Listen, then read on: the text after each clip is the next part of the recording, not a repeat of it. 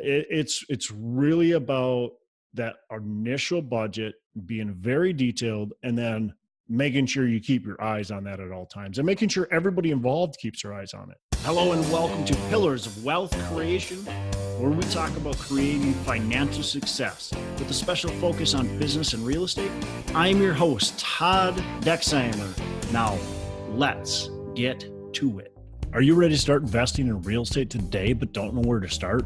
Sometimes investing can seem way too complicated, but it actually couldn't be any easier than with homeinvest.com. You know the co-founder and my friend Nate Armstrong. He appeared on episode 20, and if you haven't heard it, go back and listen to it, episode number 20.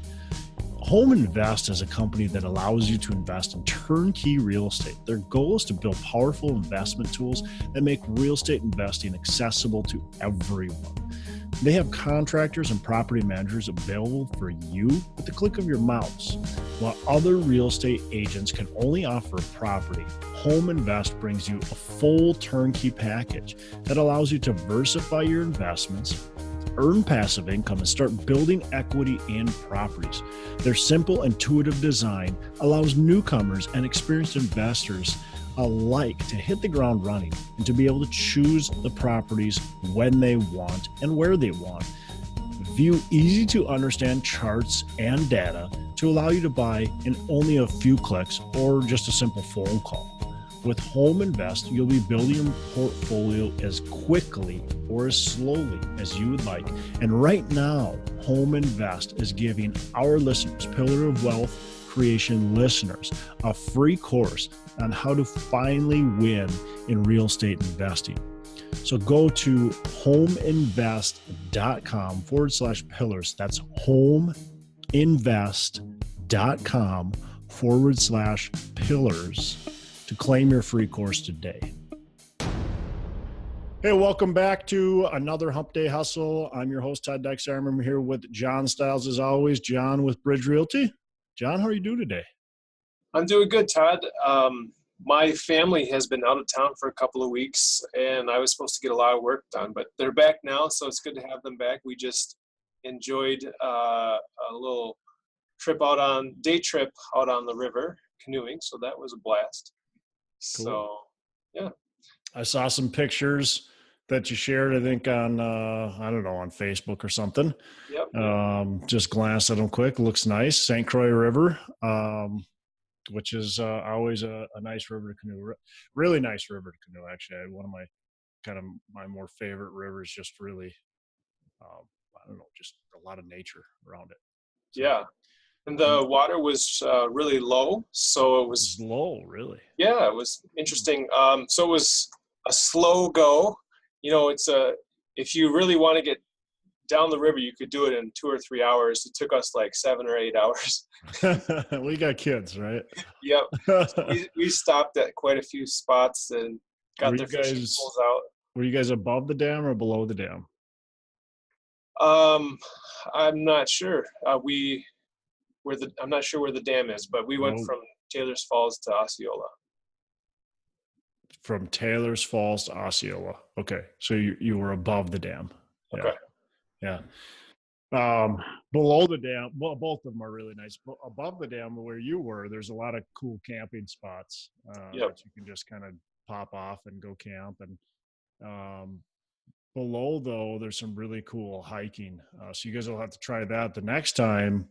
Go from like Marina on St. Croix down to Stillwater. Those listeners who are like from out of state are, what are you guys talking about? But beautiful. If you ever come up to Minnesota, let us know and we'll tell you where to go. So that's a great area, because then you can hike the boom site area where there's just like cool limestone cliffs and stuff, and it's just really neat. So cool. And if the river's low, you can actually do that. When the river's high, you can't hike there, because then you have to actually climb the cliffs. Okay. So. So cool. Yeah. How about yourself? How you doing? Doing well. Just had a kind of a relaxing weekend with the kids. We went out water skiing,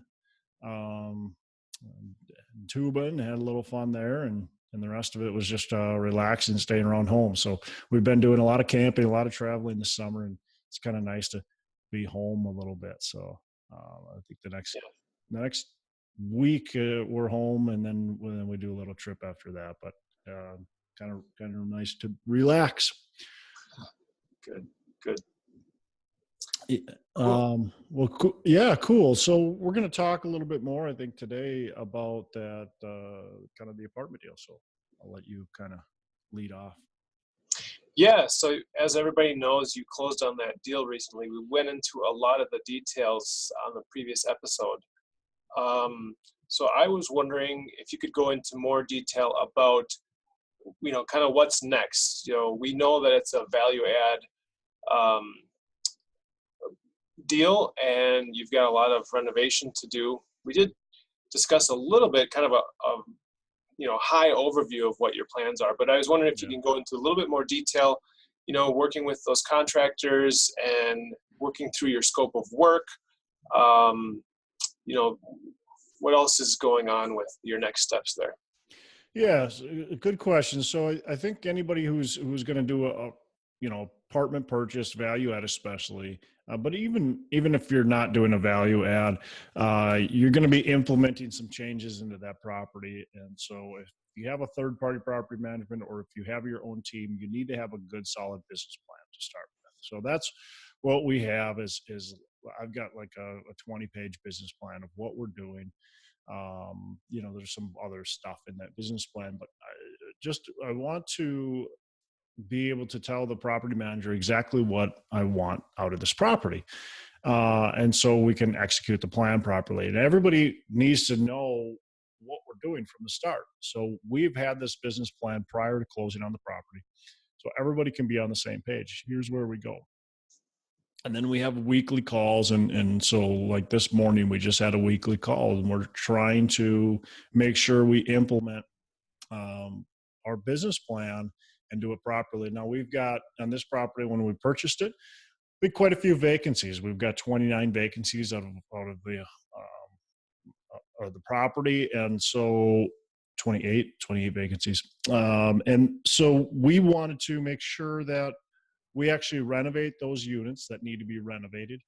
And so there was a little miscommunication this morning. Is the regional manager wanted to lease some of the units that were basically rent ready. All they needed a light turn. However, I want to renovate those units. I want to put in new vinyl planking. I want to put in new cabinets. I want to do new lighting, all that kind of stuff. Well, this is an old unit. This has the old cabinets. This has carpet. But it's in good condition. It's not, but it's still, it's from the 70s. So what I said is, well, look, I don't want to put anybody in those units. I only want to put people in the renovated units.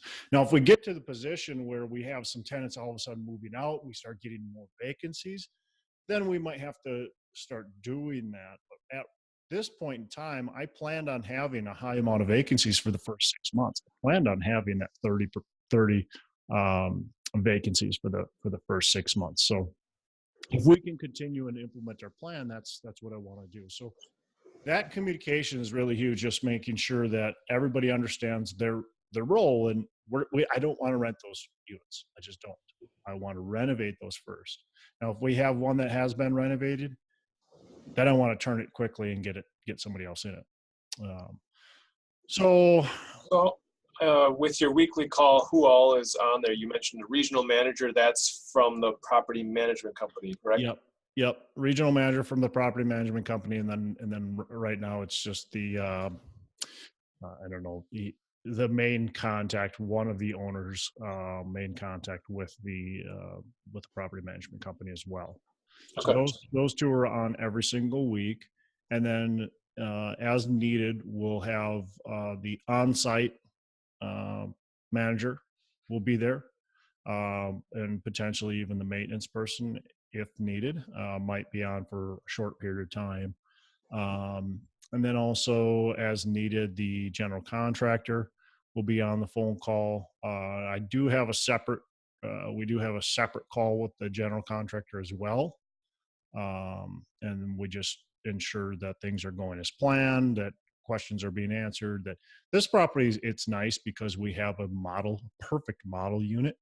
that we can base everything on. So it should be pretty smooth and easy. But, as much as we want to say things are going to be smooth and easy, it just doesn't happen. So we got to make sure we communicate. Communication is going to be the most important ingredient to success. And you can't say it enough. I mean, I think it's so easy to think, oh, yep, we're going to communicate well, but it needs to be scheduled. It needs to be detailed. We need to make sure every single week we're having a phone call, even though sometimes you think, I don't know what we're going to talk about today.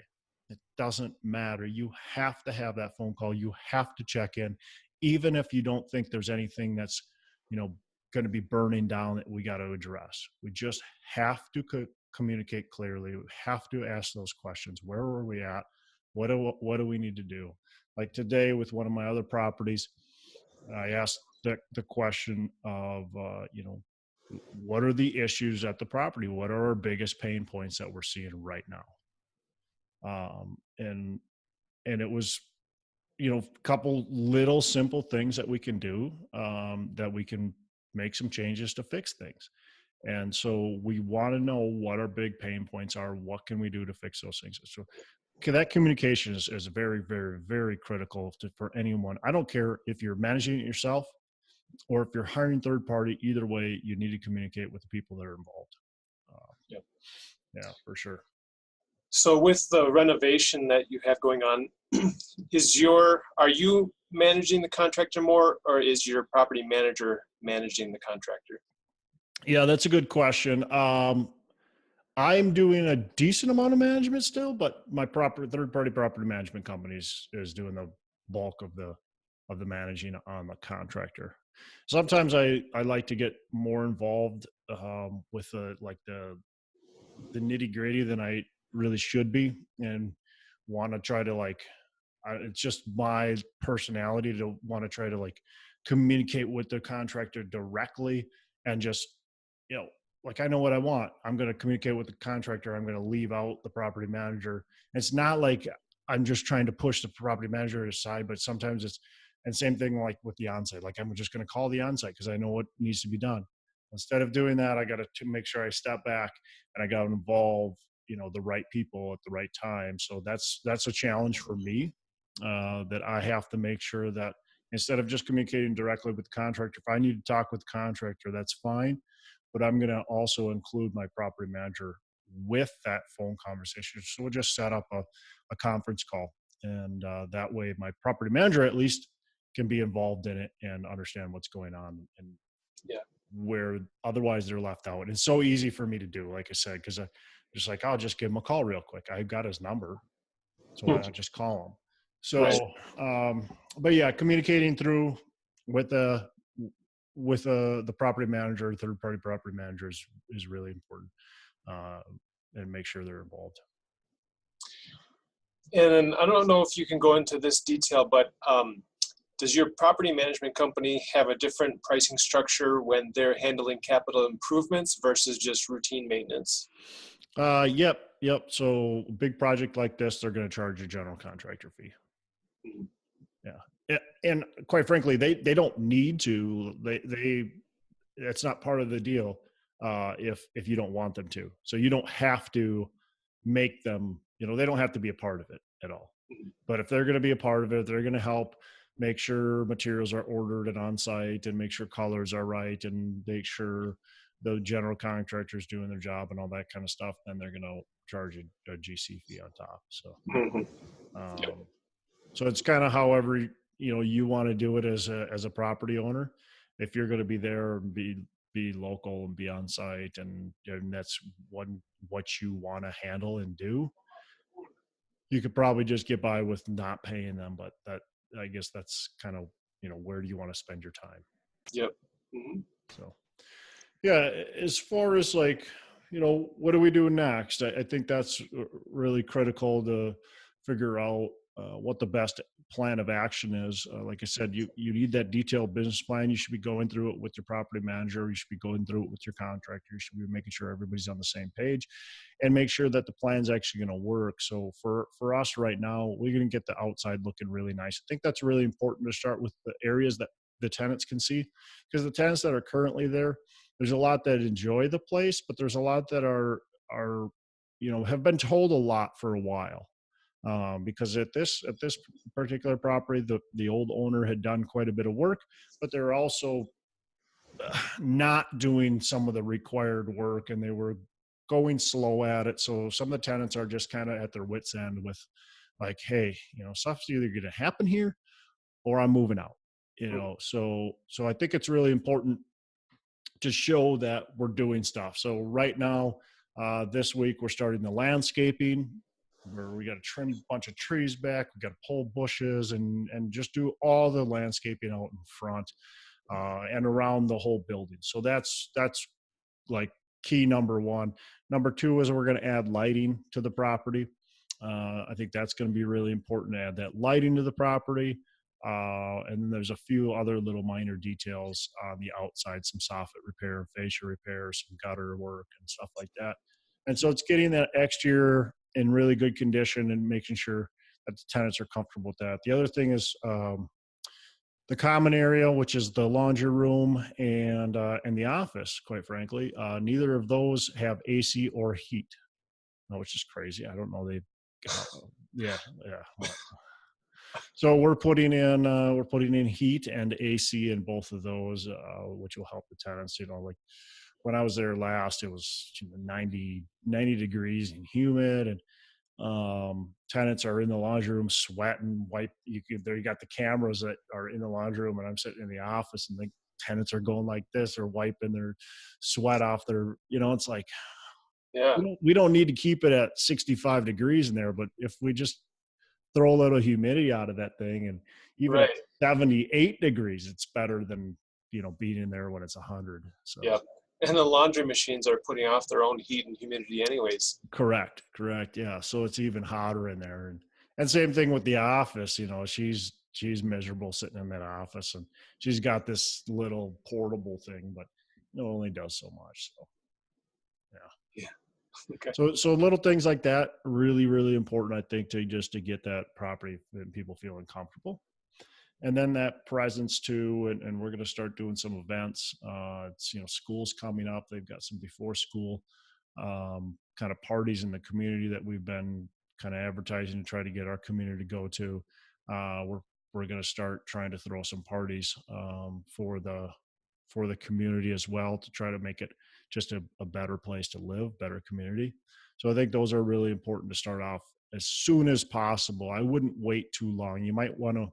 It might be okay to wait until after you show your presence by doing some of that exterior work, or at least starting that, but I wouldn't wait much longer than that because there's just no reason for it. I think people tend to want to wait to do things thinking that everything's got to be perfect before they do it. I think you're going to help make things more perfect if you start quicker. So we're just going to start with doing some of those community events and trying to build a community. Nice. Yeah. I guess another question is, how are you going to keep all of your expenses and costs under control? Because I can only imagine that when you're spending this much money and renovating this much, it can just start to feel like you're bleeding money. And obviously you want to keep that all under control. It needs to be spent, but you want to make sure you're not doing unnecessary stuff or losing track of what's being spent. Yeah, no, a really good question. I think it's really important to pre-plan. Again, it comes to pre-planning. How detailed did you get? The more detailed you get, if you just have a budget for, we're going to renovate the interior and it's going to cost us $622,000. Okay, what's that mean? Yeah. Because I've got so many moving parts on the interior. What does that really mean? So I've got a breakdown of my kitchen's going to cost this much. My kitchen cabinets are going to cost this much. My countertops are going to cost this much. My sink is going to cost this much. My every little detail, my light fixtures, I'm going to redo the light fixtures inside the unit. What's that going to cost? I'm going to redo the hallways. What's that cost? I'm going to do the landscaping. Exactly what am I going to do and what's that going to cost? And if I have that, the more detailed I have, the more accurate I can get, and the more I can understand if I'm following my budget. Because then if the landscaping, if I go, I'm going to do X, Y, Z to the landscaping, that's going to cost me $15,000.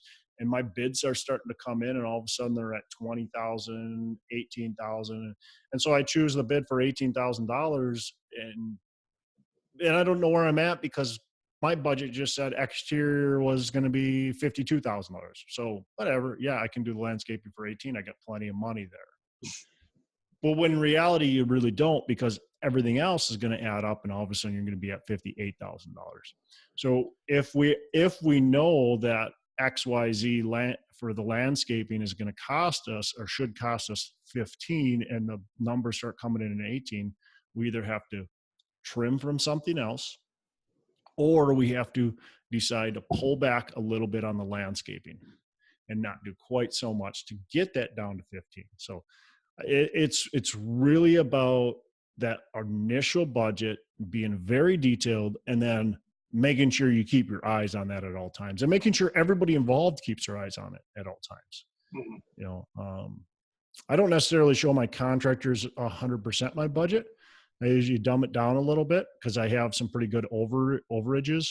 But they should know too. Like, they should know that we can't spend, 15,000. If you get a bid for 18,000, sorry, 15,000 is my budget on landscaping. Can you do it for 15? If they say no, well, what can you do for 15? Because that's my budget. Right. So yeah, just trying to keep it separate too, because you've got your maintenance expenses, right? So you're still going to have your day-to-day operation expenses. It's not going to go away. So you still have that. So making sure you understand, like, when I get this big order from, Home Depot or whatever my supplier is it just my renovation stuff? It should be, versus some renovation and maybe the maintenance guy needed 5 things, so I threw the 5 things for the maintenance. That's a mess. Don't do that. Like, don't commingle maintenance with renovation. It just becomes challenging. Don't have your maintenance guy do your renovation. It just becomes challenging. Yeah. So are you keeping track of a lot of this? Is the property manager keeping track of all of the accounting of that, or do you have a separate accountant? Or no, property manager keeps track of that. I do have a separate bookkeeper that, basically goes through all the stuff and make sure everything was reconciled properly and all that kind of stuff. But third party property management keeps track of it, and I keep track of it too. As far as when I see I don't do anything without bids. So when I see a bid that comes in for what my landscaping came in at 12,000, my budget was 15. I keep track of that, so I've got my budget, I've got my bill, and I've got that, separate. And now as we go, so I'm 3,000 ahead right now. Likely that'll get eaten up somewhere else, but I keep track of that so I know where I'm at. And then you get reports. Do you kind of log in daily, or do you get reports weekly, or? Reports can happen daily. I can see what's going on daily if I want. I usually don't log in every single day. I'm looking at it on more of a weekly basis to make sure we're where we're at. Yep. Very good. And when you're dealing with contractors, if you're the one dealing with contractors, just make sure you understand kind of how to deal with them. We've talked about that previously. I wish I knew exactly the episode number, but it's really important not to pay the contractors prior to the work being completed. So they might want a small down payment. I would suggest let's say you got windows that you're going to order, and it's going to be $100,000 of windows or $20,000 of windows, whatever it is. What I would do, instead of paying the or window contractor, let's call it $20,000 for windows, I would pay the supplier directly. I would pay that bill. They might say, well, I got other costs too. Well, that's fine. You can incur some costs. I'll pay for the windows.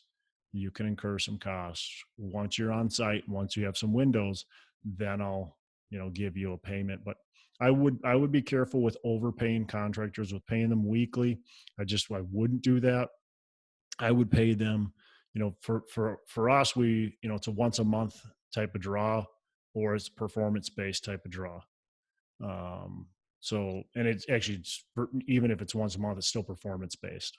So I would draw upon performance, not draw upon just they need a check. Yeah. And most contractors, they lead with, well, we need 50% down. Yeah, no thanks.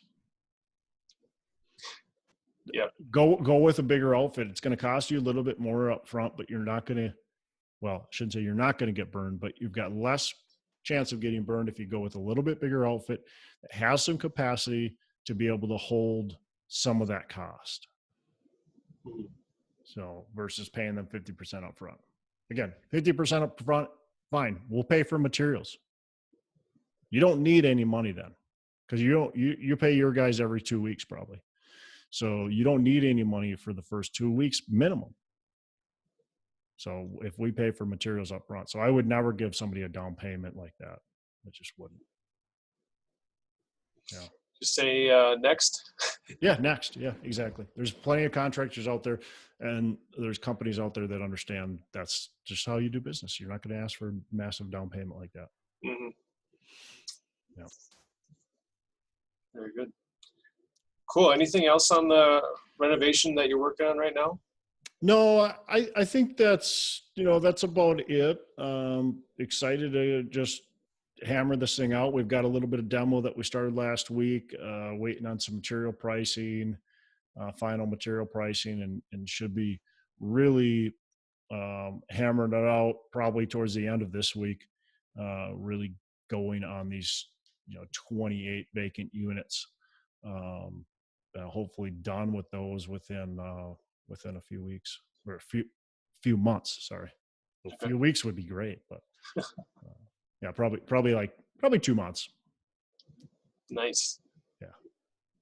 Hey, I want to interrupt this episode real quick to talk to you about Nate Armstrong, our sponsor, Nate Armstrong. He's with homeinvest.com, and you want to get to know Nate. So go to homeinvest.com and just connect with Nate, talk to him, learn about his operation, what he's got going on. He's a turnkey provider, and it may not be right for you, but it could be the perfect fit. So it doesn't hurt. It's a free call, consultation just to figure out, what they do, what they have to offer. And worst case is you're going to meet a great person who's really well educated in real estate. He's done a ton of different real estate strategies, and probably is going to teach you a little bit, even on a short conversation with him. So go to homeinvest.com and connect with Nate's company.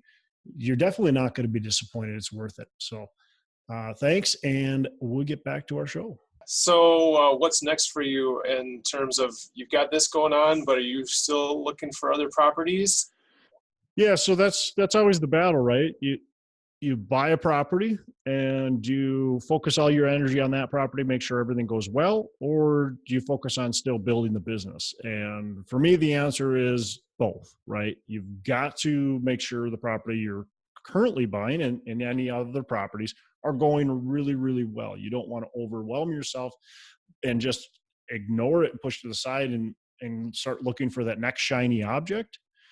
But you also don't want to hinder your business growth either by only focusing on these properties, because quite frankly, for me, if I'm not growing, it's why do it?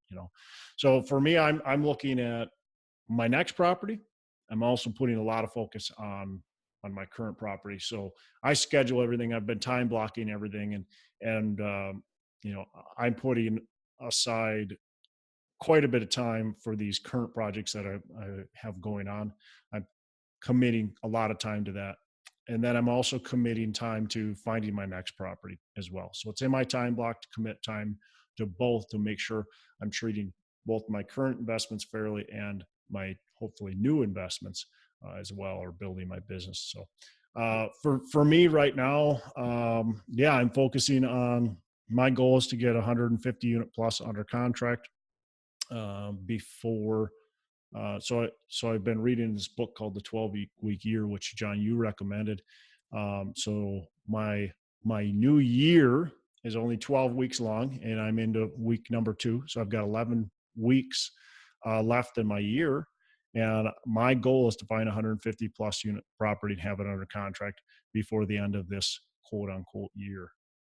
So that's on my goal, to put 150 plus unit property under contract. Nice. So. And has your search criteria changed at all over the last few months as just things have developed, or? Yeah. So let's just go back over the last, let's call it year and a half. My search criteria has drastically changed over the last, let's call it year and a half. Right now, I've got pretty much no interest in buying a property unless I know I can get some scale to it. So that's why I'm looking at 150 plus units. There's a lot of value in properties that are 20 to 30 units. Don't get me wrong. I think I've spoken about that in the past, and maybe we'll cover that again in the future. So there's still a lot of value in those properties, but right now my focus is on 150 plus unit buildings. And that was not my focus, 12 to 16 months ago was definitely not my focus. Would I have liked a 150 unit building? Yeah, but I was also looking at, 40 unit buildings and 30 unit buildings and stuff like that. So I was looking at kind of the gamut. Right now, I've decided just to more narrow my focus down, 150 plus, and that way the other little properties that come by, I just pass on them. And they could be good deals. I could be passing on some good deals. Now, if 100 unit deal came by and I looked at, or 120 unit deal came by, would I look at it? Yeah, absolutely. I won't just ignore those, but I'm not focusing solely on them, trying to find them. So I'm not searching them out. I'm searching out 150 plus. So yeah, it continues to change and evolve. And it's always going to. Yep. And one point of clarification, often the 150 unit or whatever it is, it might not be one specific structure. It might be kind of a complex or right. Several buildings that are together. Yep. Correct? Yeah, absolutely. Right now I'm offering on 150 plus, and I, reached out to the broker. There's this 150 plus unit building, and then there's also I think like a 20 some unit, and then there's also a 100 unit, and then there's also I think like a 30 unit, and they're all kind of clustered together. And I said, look, let's offer on all of them. Mm-hmm. They're different complexes, but they're all contiguous. So if I could buy all of them, now we are looking at, I think, altogether just over 300 units, Nice. which would be nice.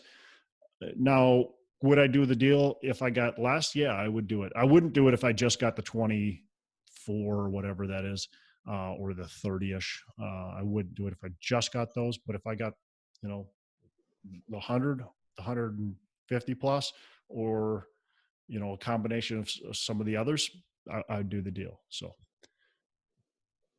Nice. So what about geographically? Are you staying in the same areas? Yeah, so that's another good question. I've been thinking about that a lot lately. There are other markets I really do like, but you got to be careful with spreading yourself too thin. So I'm always kind of intrigued with other markets, with potential partnerships with people that are in those markets. So I am looking in other markets, but I haven't really done a ton of, I guess, relationship building yet, and a ton of research. I haven't been on the ground at some of these other markets, but yeah, I'm looking at some in the Southeast. I'm looking at a market in the West. So I'm definitely still kind of looking around. I do like the market just south of us, Des Moines.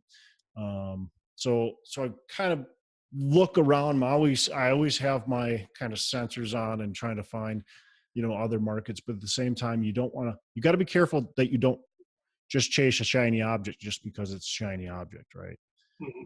So I still fundamentally believe a lot in the markets that I'm in. I think they're good, really great markets.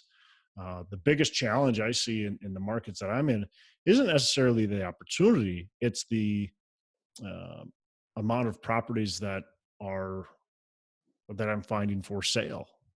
Yep. That owners are willing to sell. So, yep, that seems to be a challenge in quite a few places. Yeah, it's funny because in some places it's not. I mean, I've got a friend who invests in the Texas market and in one of the major cities, and he just gets hammered with deals. I mean, they're all over the place, and he's analyzing and looking at deals every day, and he's keeping underwriters busy. And I mean, there's just properties all over the place. Now, is every one of them good? No, definitely not. You know, most of them aren't good, but you know, he's able to continually write offers on properties and at least, you know, be kind of in the ballpark on many of them. And he just got another decent sized property accepted. Um, I just don't see that very much. I don't have so many properties that I can't keep up on the underwriting and that kind of stuff. And so it's every market's different, right? On how many properties are being like Twin Cities, for instance, where we're at, there's just not a lot of properties being offered for sale that are 100 plus units. Whether it's off market, on market, there's just not a lot of people that want to sell. Mhm.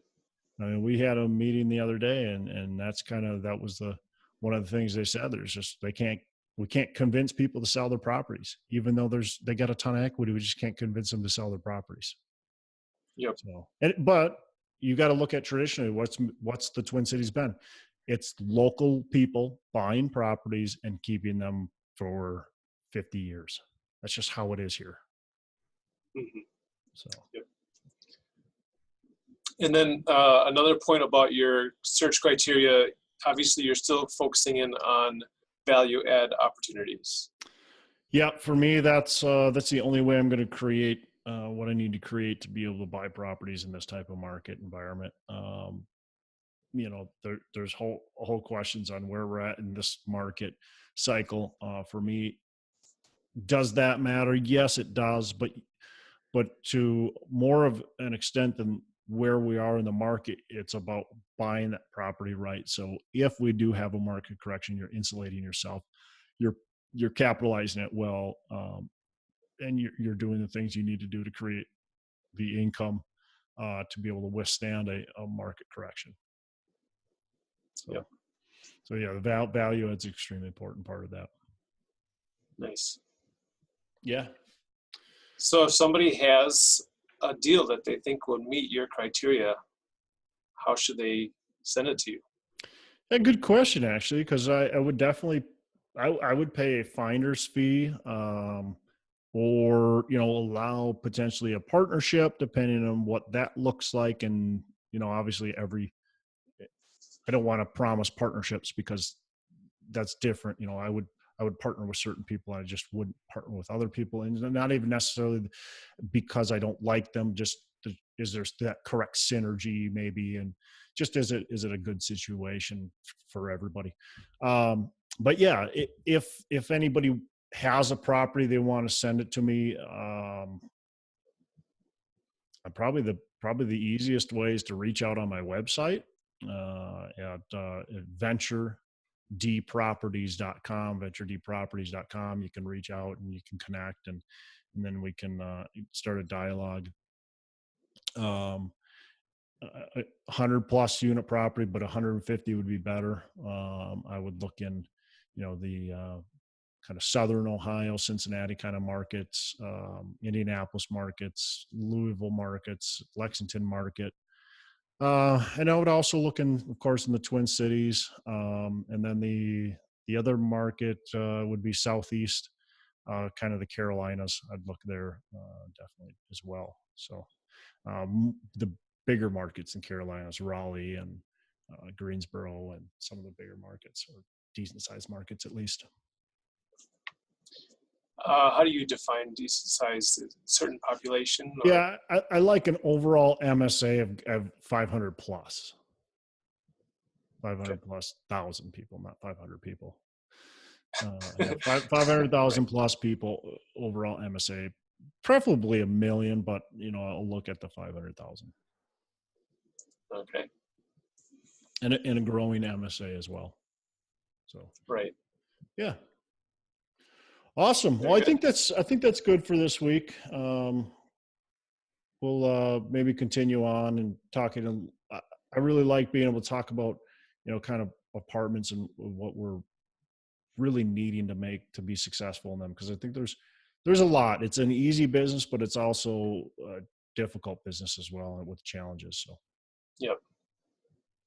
Well, very good. If anybody here who has been listening or watching has a comment or a question, we'd love to hear from you.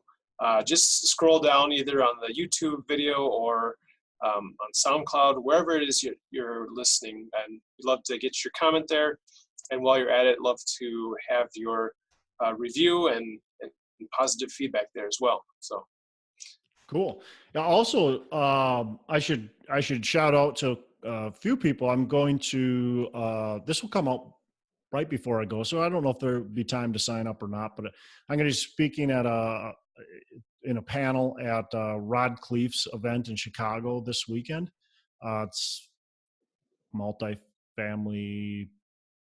I can't remember the name of it, but if you just Google Rod Cleef, he actually is on the podcast just today, the day we're recording. So on Monday, episode 90, correct, John? Yeah. So he's episode 90, so you can listen to him, but he's got his event I'll be at on a panel on Saturday. And then I'm also going to the multifamily mastery with Jake and Gino, and going to be on a panel there as well. I think it's Sunday. So I think that's October 6th and 7th. So I'm kind of excited for both those events, just to be part of them. And they've both been gracious enough to invite me on and just to, I guess, give a little bit of my insight, which is, definitely humbling to have. But so if anybody is going to those events, or if you want to go to those events, sign up and reach out. Let me know if you're going. I'd love to connect with you if you are going to be at one of them. Very cool. Congratulations.